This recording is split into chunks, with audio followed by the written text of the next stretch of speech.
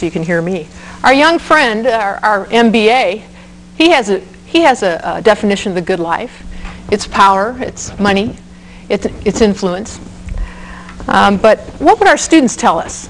What would our students say they're looking for when we ask them about the good life? Well, my dissertation advisor always used to say, well, if you want to know what students think, why don't you just ask them? And so I did.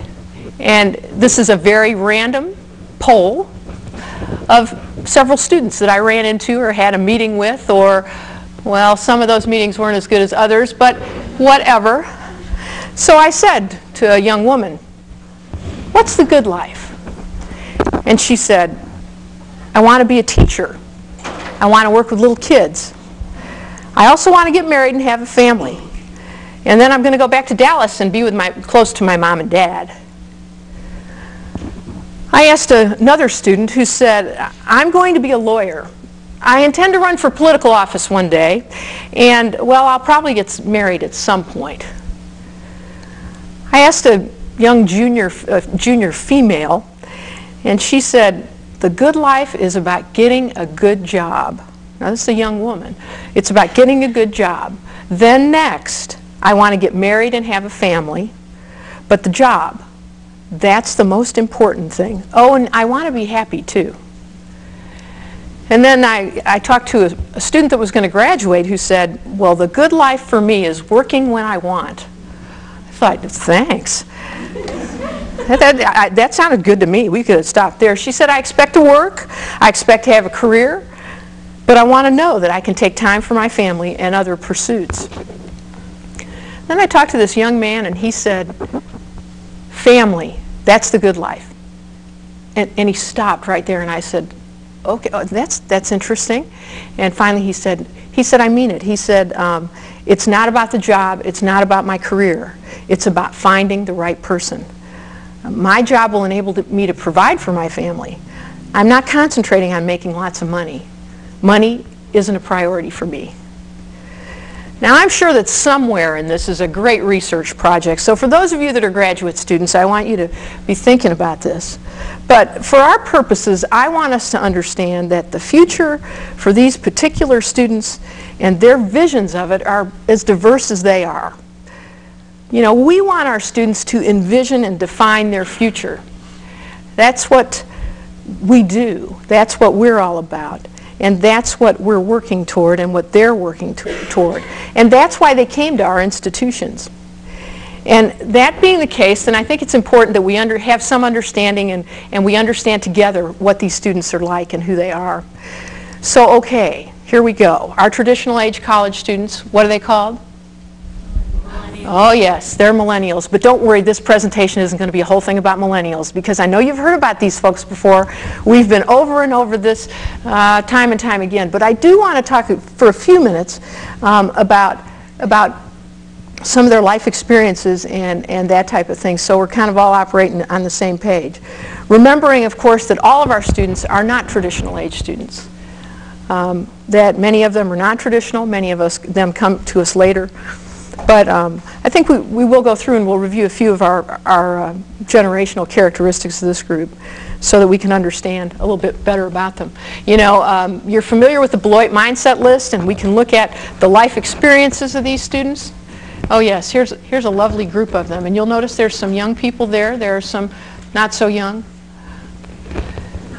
Here are their life experiences: technology, cell phones, internet, PDAs, iPods, iPhones, and I have a friend who works with middle school students, and they're calling them iKids because they are even more connected than our college students are.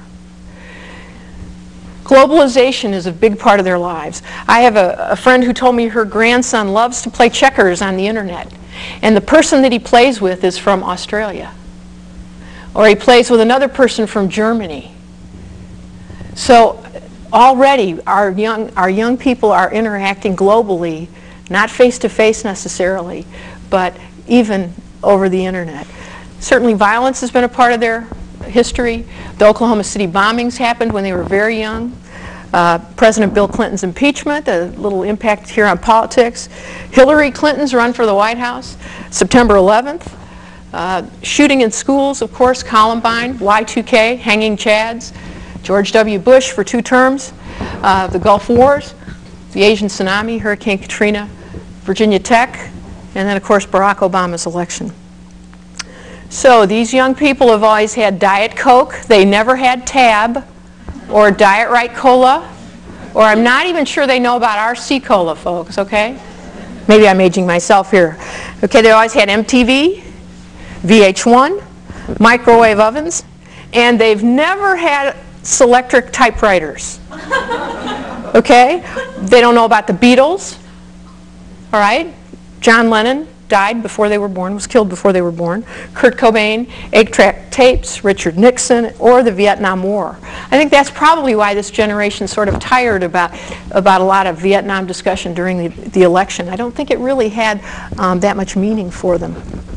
They're certainly the largest generation ever with more spending power, or at least we think they had more spending power before last September, but we're not real sure now. They've made high grades, and they have even higher expectations for success. So they're bright, they're well prepared, and boy, they expect to be good. They've been treated as special. I don't know who would ever do that to their child, but anyway. They have been treated as special by moms and dads and grandmas and grandpas, and that poor kid, don't you know, his girlfriend's going to love that. All right, and they've been sheltered. I always sort of took offense at that sign, baby on board. What about everybody else in the car? Okay, but they've been strapped into car seats, and they're strapped into car seats now until they're 8 years old, right? Or 80 pounds. I talked to a kid the other day who said, I'm trying to gain 10 pounds. I said, oh, honey, you just keep working at it. Someday. So they've been strapped in their car seats. They've been sheltered from secondhand smoke. They've been given knee pads for soccer, and they've been given helmets for riding bikes. And their parents, well, their parents have been encouraged to be involved in their lives and their education to the point that a recent study showed that 95% of the parents of school-age children assisted their kids with homework, and that 85% of them checked it when it was done. We had a young woman who was a junior RA in one of our residence halls. She was in an automobile accident. We were talking to her parents after the accident about her recovery and things, and her mother made the comment, well, you know, just the night before that accident, she had emailed me her English paper for me to take a look at, and I hadn't gotten to do it yet, but I will do that before she gets out of the hospital. This is a junior in college who sent her paper home for her mother to take a look at, and Mom did. Okay? So, these folks are optimistic, ambitious, and confident. They're connected to their families, to their friends, and to the world through technology. And they're achieving, and they expect to excel. I teach a graduate class in college student development, and always at the beginning of the semester, we always talk about what college students are like, what their perceptions are of their students, of students on campuses today. And usually I divide them up into small groups, and they all talk, and then they come back and they give me kind of a report, and they report out to the class. You all have done that little exercise many times. Well, I decided I'm going to do something different. I said, I want you all to get into small groups, and I want you to draw a picture of what you think a college student is like, a college student today. Well, I got some pretty cool pictures, but this one is my favorite. And I guess it would be called an impressionistic picture. And so I said, as any good parent would, tell me about your drawing. And so they said, well, that plug in there, that has to do with the connectivity, sort of the idea that our students are plugged in and connected to lots of things. You can see the telephone, and that, you know, that's pretty much what our students use for everything now. They put Facebook in there. That's another, you know, social networking thing. Those little 4 stick figures have to do with their friends. I hope you can see that back there. I hope there's enough contrast. They said that the